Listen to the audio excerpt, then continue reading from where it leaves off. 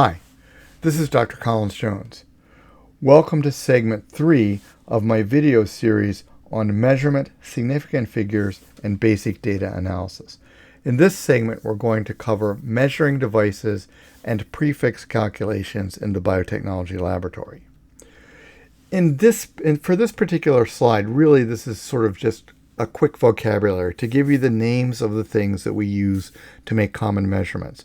We're not, in this series, we're not going to go into any detail about how any of these specific devices or instruments work. We just want to tell you what they do and what they're used for. So distance, right? Length, width, height. We use a ruler to measure length, width, and height.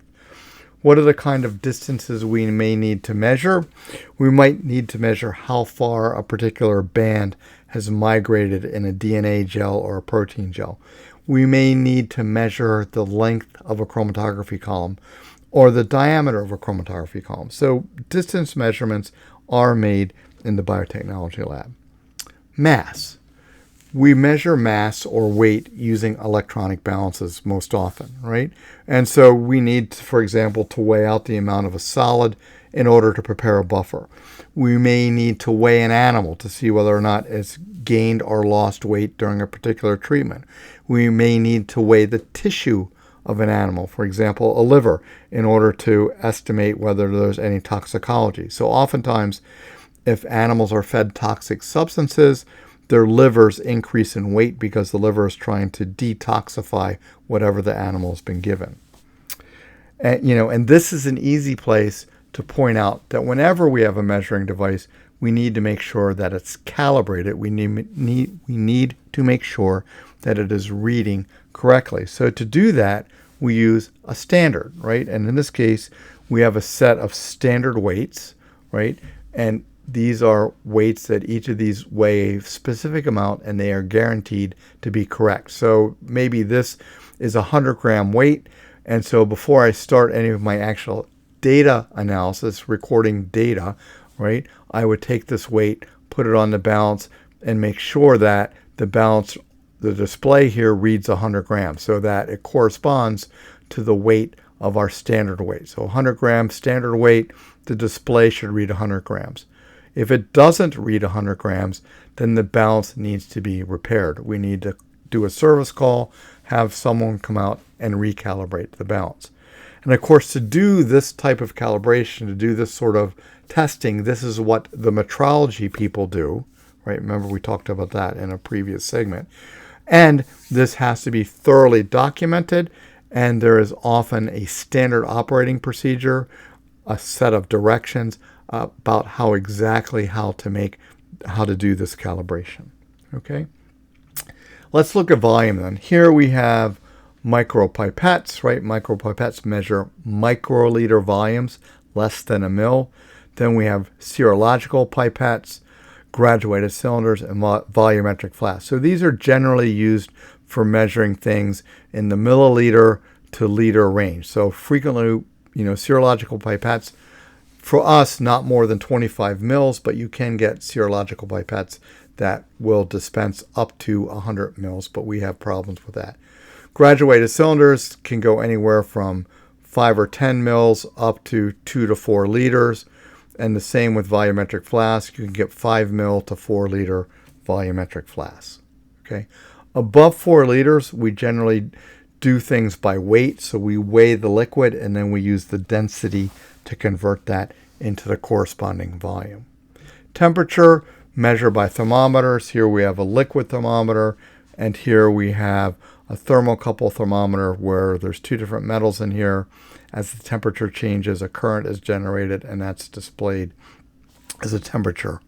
Okay. Then we have pH and then we have time. So we have timers. We have clocks on the wall. Usually these are digital clocks, and they're set to read in 24 hours, okay, as a 24-hour time cycle. Then we have pH and conductivity. These pH and conductivity is measured using pH meters or conductivity meters. Absorbance is measured using a spectrophotometer, and pressure is measured using a pressure gauge.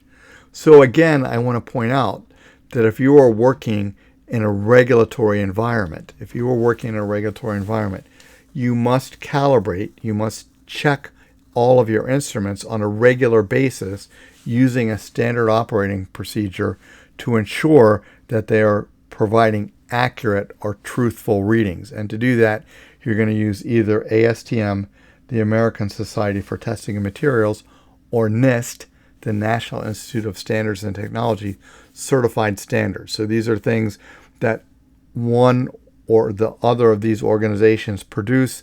You buy them and they are guaranteed to give you the correct readings. And so you take that and compare it to what the readout is on your measuring device. Commonly used laboratory units and their prefixes, and in a couple of slides we'll get into how to interconvert these units. So for mass, we use milligrams, grams, or kilograms. Some people also use micrograms for mass. You need a really specialized, very expensive balance to weigh out micrograms, but there are other ways to get to microgram amounts. For volume, we use nanoliters, microliters, milliliters, and liters.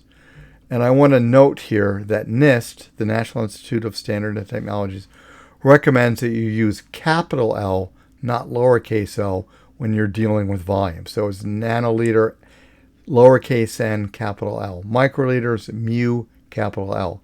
Milliliters, lowercase m, capital L. And liters, just a capital L. Time, we can measure in seconds, minutes, hours, and then if we're doing cell culture studies or if we're doing animal studies, we might have to measure time with respect to days, weeks, months. Sometimes for toxicology studies, we actually study the animals for a year or more. And so you should remember the basic time conversion: 60 seconds in a minute, 60 minutes in an hour, 24 hours in a day, and so forth. And then length, millimeters, centimeters, and meters.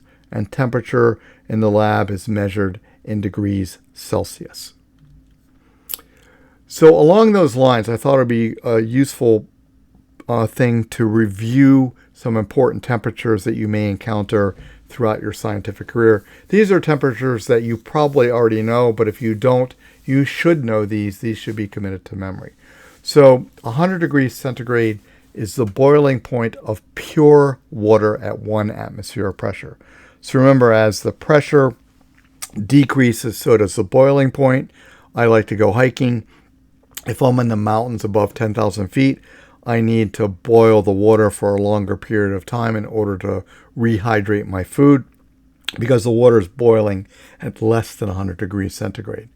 Similarly, if there are any impurities in the water, if there are any soluble impurities, sodium chloride, glucose, alcohol, that will change the boiling point of the water as well, right? And you may recall you learned this, but maybe you didn't think about applying this when you took your freshman chemistry course and you studied the colligative properties, right? So boiling point elevation, freezing point depression, changes in the osmotic pressure, right? Which depends on the number of solute molecules that you've put into a pure solvent. So just, can't forget all the chemistry and biology that you learned before. 37 degrees centigrade is the body temperature of humans, but note this is not necessarily the body temperature of other animals, especially laboratory animals like rats or mice. Their body temperature is 40 degrees centigrade, if I recall correctly. 20 to 25 degrees is room temperature, plus 4 degrees centigrade is the temperature of your refrigerator. So here liquids should be cold, but they don't freeze. Minus 20 degrees is the temperature of the freezer above the refrigerator, or there are standalone minus 20 degree freezers, but this is really for relatively short-term storage of things that need to be frozen. Maybe you're going to keep it in there for a couple of days to a couple of weeks. For longer-term storage, a week to 6 months, maybe a year, but usually not more than 6 months, you use a minus 80 degree freezer, an ultra-low temperature freezer. And then if you want to store things for 6 months to years to decades to tens of years, you would use a minus 150 to a minus 180 freezer, and usually these use liquid nitrogen to maintain that temperature. So just remember that when you're working at temperature extremes, that you need to wear the appropriate proper protective equipment, the proper PPE. This would be safety glasses, a lab coat, and gloves that are designed to either keep your hands safe at high temperatures. That's one set of gloves. Those are usually red or orange. And a different type of glove that's designed to keep your hands safe at ultra low temperatures. And those are usually blue in color. Finally, for this slide, I want you to remember that the density of water is approximately 1 gram per mil, right? So that means if I pipette out 1 mil of water into a weigh boat, 1 milliliter of water should weigh 1 gram, right? And that's approximate because the density is a function of the temperature. As the temperature changes, the density will change because a changing temperature may change the volume, right, of water, but especially for other liquids. So if you need to convert a mass into a volume by using the density, you need to know the temperature that this is happening at, and then you need to look up the exact density either using the internet or there are books with tables of the density at different temperatures. So, density of water at 20 degrees is very slightly different than the density of water at 21 degrees, than the density of water at 22, and so on. So just be aware that there are small changes in the value for the density of water as the temperature changes. Let's look at prefix relations here. So we'll start with mass. Our common units of mass are milligrams, grams, or kilograms. 1 kilogram is equal to 1,000 grams. So from this, we can generate 2 conversion factors, right? Kilograms per grams, 1 kilogram per 1,000 grams, or 1,000 grams per 1 kilogram, right? These are conversion factors. If you think about this enough, these are actually a value of 1. And then similarly for grams to milligrams, 1 gram is 1,000 milligrams. So we can either have 1 gram per 1,000 milligrams or 1,000 milligrams per 1 gram. To apply this, let's convert the following. 3.5 kilograms to grams. Okay, so we're going to go up here on the right-hand side, convert 3.5 kilograms to grams. The way that I like to start these problems, and I know that people have other little sort of, ladder or stick methods, but the way that I approach this is I first write down what the unit is that I want to end up with. In this case, it's grams. Then I write down the measurement, right? The number plus the unit that I'm given, 3.5 kilograms. And I know I need to multiply this by some conversion factor. So I know that I have kilograms. I want to turn it into grams. So I'm going to look over here and say, okay, there's 1,000 grams per 1 kilogram. So that is what I'm going to plug in there. 3.5 kilograms times 1,000 grams per 1 kilogram. So kilograms cancel out. One's in the numerator, one's in the denominator. And I get 3,500 grams as my answer. Let's do sort of the reverse of this. Let's convert 284 grams to kilograms. So again, we're looking for kilograms. We're given 284 grams. So that means that we want grams in the denominator and kilograms in the numerator. So it's going to be 1 kilogram per 1,000 grams, or 0.284 kilograms. Then we're going to ask to convert 0.0751 grams to milligrams, right? So we're looking to end up with milligrams. We're given 0.0751 grams. So we need grams in the denominator on the bottom and milligrams on the top. So it's going to be 1,000 milligrams per 1 gram, or 75.1 milligrams. Okay, and then lastly, convert 175 milligrams to grams. So here we want to end up with grams. We're given 175 milligrams.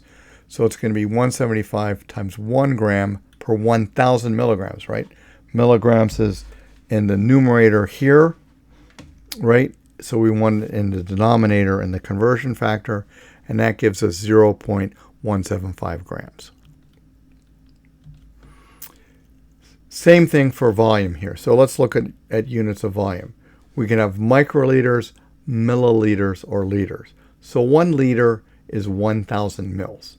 So again, it's 1 liter per 1,000 mils or 1,000 mils per 1 liter. 1 milliliter equals 1,000 microliters. All right, so it's 1 mil per 1,000 microliters or 1,000 microliters per 1 mil.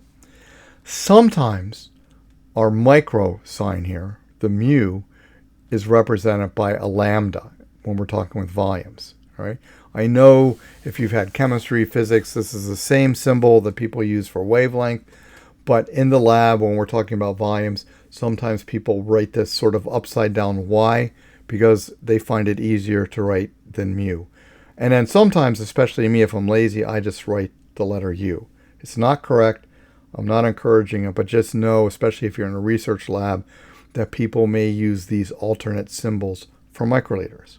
Okay, so again, let's illustrate our conversions here. Convert the following: 4.15 liters to milliliters. So again, we're going to write down what do we want to end up with? Milliliters equals. We're then going to write in what measurement we're given, 4.15 liters, right? So we have liters in the numerator on the top, so we need to have liters in the denominator to make the conversion. So it's going to be 4.15 liters times 1,000 mils per 1 liter, or 4,150 mils. Okay, do the reverse, convert 729 mils to liters. We're looking to find liters, so we're going to put 729 mils, right? Mils is in the numerator, so it's going to be in the denominator with our conversion factor. So it'll be 729 mils times 1 liter per 1,000 mils, or 0.729 liters. And again, I want to emphasize that we want to put the 0 in front of our decimal point. It just ensures that everybody thinks there's a decimal point there, that the decimal point does not accidentally get lost as we record data. Okay, convert 45.5 microliters to milliliters. Milliliters, again, is equal to 45.5 microliters. So we've written down what we want, what we're given. Since microliters is in the numerator, it needs to be in the denominator for the conversion factor. So that's 1 mil per 1,000 microliters, or 0.0455 mils. And again, a 0 in front of the decimal point. And then finally, convert 0.980 milliliters to liters. All right. Oh, to microliters. I made a mistake. I've recorded too much. Sorry, I'm not going to change this. This should be microliters. My mistake. Apologies. Okay. So microliters equals 0.980 mils times 0.980 mils times 1,000 microliters per 1 mil, because we're given mils, right? That's in the numerator and what we're given, so it needs to be in the denominator for our conversion factor, or this is 980 microliters. Okay, so I'm going to encourage you who are watching this, if you want to just try to do these conversions on your own. I'm going to count to 3, and you can pause this, and then I'm going to fill in the answers. And so you can check this, you can check yourself and see how it goes.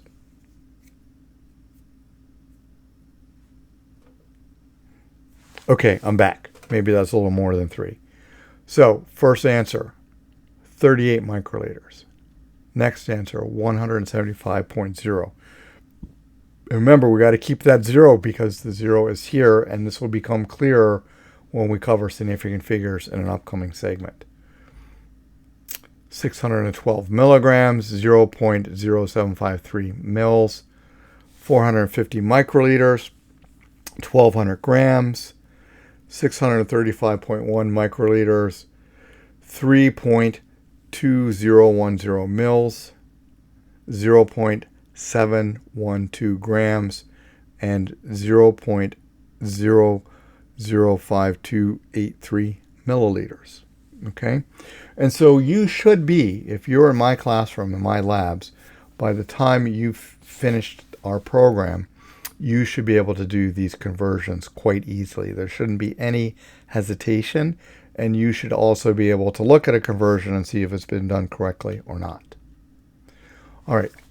Then just to sort of reinforce how this relates to the lab, hopefully all of you have been in a biology lab or a biotechnology lab, and you're familiar with some of the measuring devices. And if not, then you can just sort of follow along. But again, I'm going to count to 3, see if you can come up with the answers for this, and then I will fill them in. Okay, here we go. 8 microliters, we'd use a P20 or a P10 micropipette. I only put P20s here because we were too cheap to purchase P10s. We can achieve the same goals using a P20. To measure 54 microliters, we use a P200, or you could use a P100. To measure 175 microliters, you would use a P200.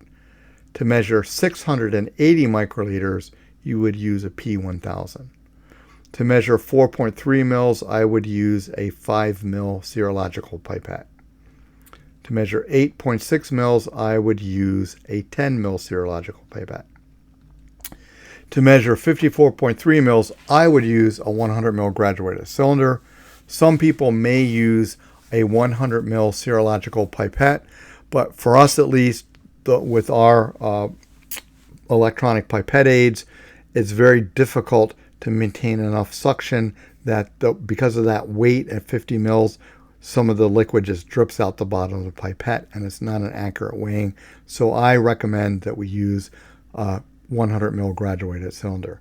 To measure 265 mils, you would use a 500 mil graduated cylinder. And to measure 20 liters, and remember that's above the 4 that we indicated, to measure 20 liters, we would have to use a floor scale, a holding vessel, know the density of the liquid that we're measuring out, and convert that weight into a volume. And that is the end of segment 3.